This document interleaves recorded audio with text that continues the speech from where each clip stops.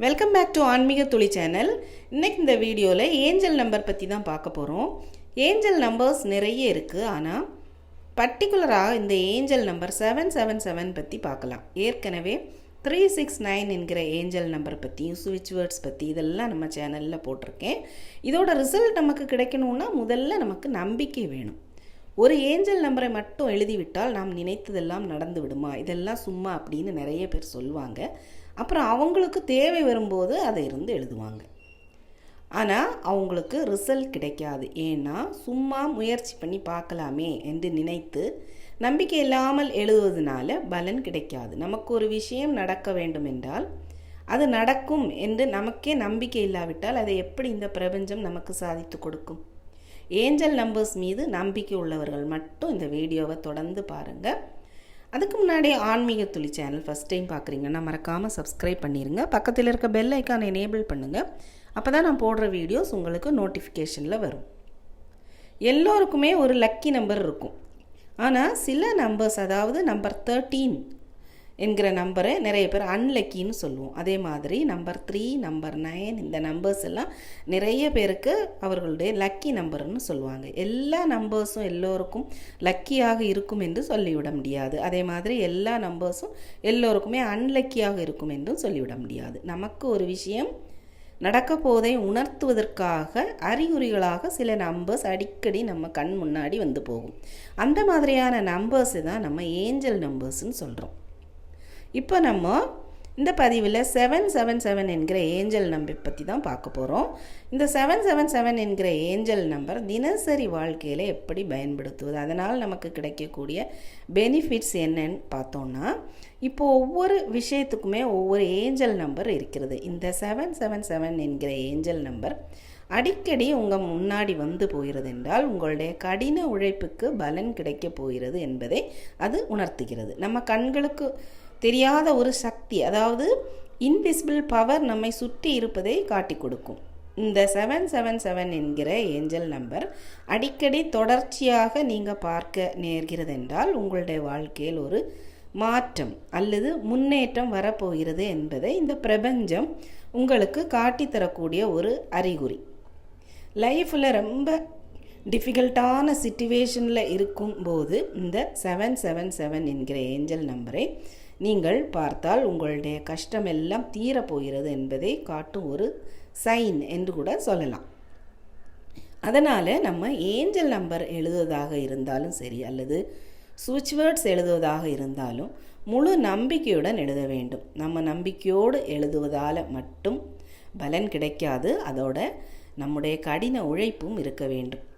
நம்பரை மட்டும் எழுதிவிட்டால் ரிசல்ட் நிச்சயம் கிடைக்காது. நம்ம நடக்கணும் என்கிற நினைக்கும் விஷயங்கள் நிறைவேற இந்த 777 என்கிற நம்பரை நம்பிக்கையோடு எழுதும் பட்சத்தில் அந்த விஷயங்கள் நடப்பதற்கு நமக்கு தடைகள் ஏதாவது இருந்தால் அந்த தடைகள் அனைத்துமே நீங்கிவிடும். இதை எப்போதெல்லாம் பயன்படுத்தலான்னு கேட்டிங்கன்னா, பண தேவை இருக்கும்போது, பண வரவிற்காகவும் நல்ல வேலை கிடைக்க, இந்த மாதிரி நம்முடைய எந்த விருப்பங்களும் சாதித்து கொள்ள இந்த 777 என்கிற ஏஞ்சல் நம்பரை நீங்கள் யூஸ் பண்ணலாம். எப்போ வேண்டுமானாலும் இந்த நம்பரை நீங்கள் எழுதலாம். எந்த ரெஸ்ட்ரிக்ஷன்ஸும் இதற்கு கிடையாது. குளிக்காமல் கூட எழுதலாம். காலையில் எழுந்ததும் நமக்கு மைண்டு ஃப்ரெஷ்ஷாக இருக்கும், அந்த டைமில் நீங்கள் எழுதலாம். அதே மாதிரி இரவு தூங்குவதற்கு முன்பாக, இப்படி ஒரு நாளில் 2 வேளை நீங்கள் எழுத வேண்டும். இதை எழுதுவதற்கு ஒரு நோட் புக் எடுத்துக்கோங்க. நம்முடைய விருப்பங்கள் நிறைவேறுவது வரைக்கும் தொடர்ந்து எழுத வேண்டும். இதை எப்படி எழுதுவது என்பது மிக முக்கியம். உதாரணமாக, இப்போ நமக்கு பணம் வேண்டும் என்றால் எவ்வளவு பணம் நமக்கு தேவை, அதாவது 5 லட்சம் ரூபாய் உங்களுக்கு தேவை என்றால் நம் கையில் 5 லட்சம் இருக்கிறது என்று எழுத வேண்டும். ஒரே வரியில் எழுத வேண்டும். அதே மாதிரி உங்களுக்கு நல்ல வேலை கிடைக்க வேண்டும் என்றால் நான் இப்போ நல்ல ஜாபில் இருக்கிறேன் அப்படின்னு எழுதணும். அதே மாதிரி திருமணம் நடக்க வேண்டும் என்றால் எனக்கு திருமணமாகி சந்தோஷமாக இருக்கிறேன் என்று எழுத வேண்டும். அதே மாதிரி உங்களுக்கு கடன் பிரச்சனை இருந்தால் கடன் என்று எழுதக்கூடாது. என்னிடம் பணம் நிறைய இருக்கிறது, எனக்கு பணம் நிறைய வந்து விட்டது, நான் பணக்காரன் ஆகிவிட்டேன் என்று நீங்கள் அப்படி எழுதணும். ஒரே வரியில் எழுதணும். காலை 7 முறை எப்போ உங்களுக்கு டைம் கிடைக்குதோ அப்போ எழுதுங்க. அதே மாதிரி இரவு 7 முறை எந்த டைம்லேயே எழுதலாம். எழுதும்போது உங்கள் விருப்பங்கள் நடந்துவிட்டது என்று அந்த ஒரு சந்தோஷமான ஃபீலோடு எழுத வேண்டும், நம்பிக்கையோடு எழுத வேண்டும்.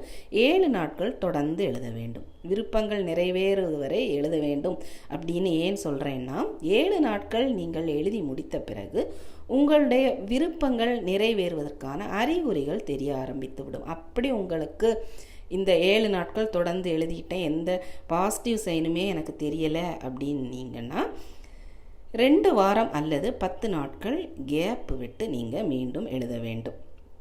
ஆனால் தொடர்ச்சியாக 7 நாட்கள் மட்டும் எழுதுங்க. 7 நாட்கள் தொடர்ச்சியாக எழுத விட்டு உங்களுக்கு எதுவுமே தெரியலை, எந்த அறிகுறியுமே தெரியலைன்னா ஒரு 2 வாரம் கேப் விட்டுட்டு அதுக்கப்புறம் மீண்டும் 7 நாட்கள் நீங்கள் தொடர்ச்சியாக எழுத வேண்டும். ஆனால் கேப் விட்டு தான் எழுதணும். அந்த விஷயங்கள் நிறைவேறுவதற்கு நீங்கள் தொடர்ந்து முயற்சிகளும் செய்து கொண்டே இருக்க வேண்டும். நிச்சயமாக பலன் கிடைக்கும். நம்ம எழுதும்போது நான் ஏற்கனவே சொன்ன மாதிரி நம்பிக்கையோடும் பாசிட்டிவாகவும் எழுத வேண்டும். இந்த 2 விஷயங்கள் தான் இதில் மிக மிக முக்கியம். உங்களுடைய விருப்பங்கள் நிறைவேறிய பிறகு நீங்கள் எழுதின அந்த பேப்பரை கிழித்து எரித்து விடலாம் அல்லது மண்ணில் புதைத்து விடலாம்.